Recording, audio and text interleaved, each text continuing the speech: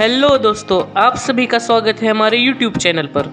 इस वीडियो में हम रिव्यू करने वाले हैं टाटा IPL मुकाबला नंबर 33 जो कि खेला गया था मुंबई और चेन्नई के बीच में। चेन्नई के कप्तान रविंद्र जडेजा ने टॉस जीतकर पहले गेंदबाजी करने का फैसला लिया था।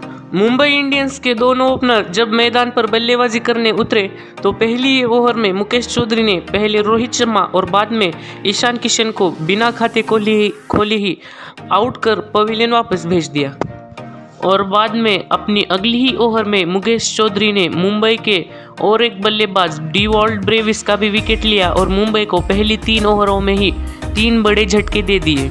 पहले 3 विकेट जल्दी खोने के बाद सूर्य कुमार यादव ने कुछ अच्छे शॉट खेले और पावर प्ले में तेजी से रन बनाने की कोशिश की और उन्होंने तिलक वर्मा के साथ रन जोड़े। तिलक वर्मा भी 2 रनों के निजी स्कोर पर मुकेश चौधरी की गेंद पर आउट होकर पवेलियन वापस लौट जाते, लेकिन ब्रावो ने उनकी कैच छोड़ी और तिलक वर्मा को एक बड़ा जीवनदान मिला।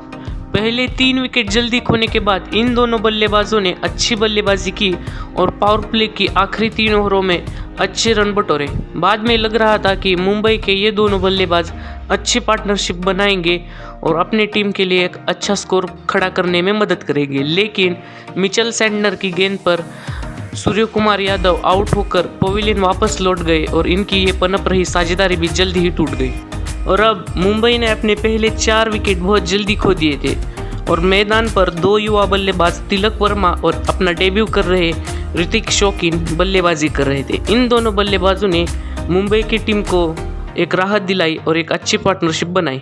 इन दोनों खिलाड़ियों के बीच 37 रनों की बहुत ही शानदार पार्टनरशिप बनी, जहां पर ऋतिक शौकीन ने अच्छे शॉट खेले और तेजी से रन बनाने की कोशिश की, लेकिन बाद में वो भी डीजे ब्रावो की गेंद पर आउट होकर पवेलियन वापस लौट गए। उनका विकेट गिरने के बाद बल्लेबाजी करने मैदान पर कायरन पोलार्ड आए। पोलार्ड ने आकर 1-2 अच्छे शॉट खेले, लेकिन वो एक बार फिर से 10 साल पुराने ही ट्रैप में फंस गए और उन्होंने सीधे ही फील्डर के हाथ में गेंद मार दी। और अब पोलार्ड का भी विकेट जल्दी गिरने के बाद आखिरी ओवरों में तेजी से रन बनाने की सारी जिम्मेदारी युवा तिलक वर्मा और उनादकट पर थी। तिलक वर्मा ने अच्छे शॉट खेले और तेजी से रन बनाए और उनका साथ भी उनादकट ने अच्छा दिया। तिलक वर्मा ने अपनी इस साल की दूसरी 50 कंप्लीट की, तो वहीं पर आखिरी 1-2 ओवर में उनादकट ने अच्छे और तरीके से तेजी से रन बनाए और अपनी टीम का स्कोर 155 रनों तक पहुंचाया। और अब इस टारगेट का पीछा करने मैदान पर जब ऋतुराज गायकवाड़ और रॉबिन उथप्पा मैदान पर उतरे तो ऋतुराज गायकवाड़ डैनियल सैम्स की पहली ही गेंद पर कैच आउट होकर 0 रन पर ही पवेलियन वापस लौट गए और चेन्नई को शुरुआती ओवर में ही बहुत बड़ा झटका लग गया। बाद में इस मुकाबले में मोइन अली की जगह खेल रहे मिचेल सैंटनर को CSK ने 1 डाउन बल्लेबाजी करने भेजा। सैंटनर ने भी आते ही अच्छे शॉट खेलने की कोशिश की और तेजी से रन बनाने की कोशिश की, लेकिन वो जल्दी ही डैनियल सैम्स की गेंद पर ही आउट होकर पवेलियन वापस लौट गए और चेन्नई को अपने पहले 2 विकेट बहुत जल्दी खोने पड़े। 2 विकेट जल्दी खोने के बाद चेन्नई के 2 अनुभवी बल्लेबाज रॉबिन उथप्पा और अंबती रायडू ने चेन्नई की पारी को संभाला और अच्छी तरह से बल्लेबाजी करते हुए अपनी टीम का स्कोर आगे बढ़ाया और इन दोनों बल्लेबाजों के बीच 50 रनों की बहुत ही बढ़िया साझेदारी बनी। ये साझेदारी आखिरकार उनादकट ने रॉबिन उथप्पा का विकेट लेकर तोड़ी। उथप्पा ने 30 रन बनाए और वो पवेलियन वापस लौट गए और अब उथप्पा का विकेट गिरने के बाद मुकाबले को आखिर तक ले जाकर चेन्नई को जिताने की जिम्मेदारी सेट हो चुके अंबती रायडू पर थी। रायडू ने दुबे के साथ मिलकर कुछ देर के लिए रन बनाए, लेकिन बाद में दुबे भी आउट होकर जल्दी ही पवेलियन वापस लौट गए।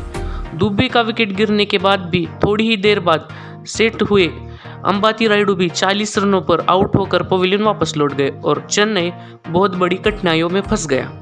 अब इतने विकेट जल्दी खोने के बाद मैदान पर रविंद्र जडेजा और MS धोनी थे। लग रहा था कि जडेजा इस मुकाबले में तो कुछ अच्छे शॉट खेलेंगे, लेकिन ऐसा नहीं हुआ। वो भी 8 गेंदों में 3 रन बनाकर ही पवेलियन वापस लौट गए और चेन्नई बहुत बुरी तरह फंस गया। आखिर में अब चेन्नई को 3 ओवरों में 42 रन चाहिए थे और तब मैदान पर बल्लेबाजी कर रहे थे MS धोनी और ड्वेन प्रिटोरियस। ड्वेन प्रिटोरियस ने उनादकट के खिलाफ 18वीं ओवर में एक छक्का लगाया, तो वही MS धोनी ने एक चौका लगाया और उस ओवरों में चेन्नई ने 14 रन बटोरे। बाद में अगली 2 ओवरों में चेन्नई को 28 रन चाहिए थे। 19वीं ओवर की पहली गेंद पर ड्वेन प्रिटोरियस रनआउट होने वाले थे, लेकिन वो बच गए और बाद में उन्होंने बुमराह के खिलाफ 2 चौके लगाए और उस ओवर में 11 रन बटोरे। अब आखिरी ओवर में चेन्नई को जीत के लिए चाहिए थे 17 रन और गेंदबाजी करने वाले थे उनादकट ने पहली गेंद पर ड्वेन प्रिटोरियस को आउट किया और अगली गेंद पर सिर्फ सिंगल दिया।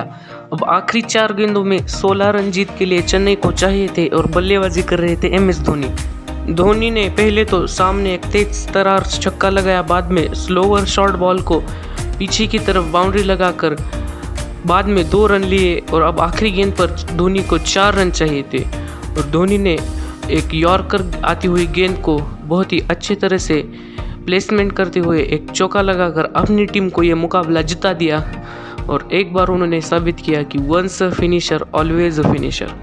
और इस मुकाबले में 3 ओवरों में 3 विकेट लेकर सिर्फ 19 रन देने वाले युवा मुकेश चौधरी को man of the match award दिया गया।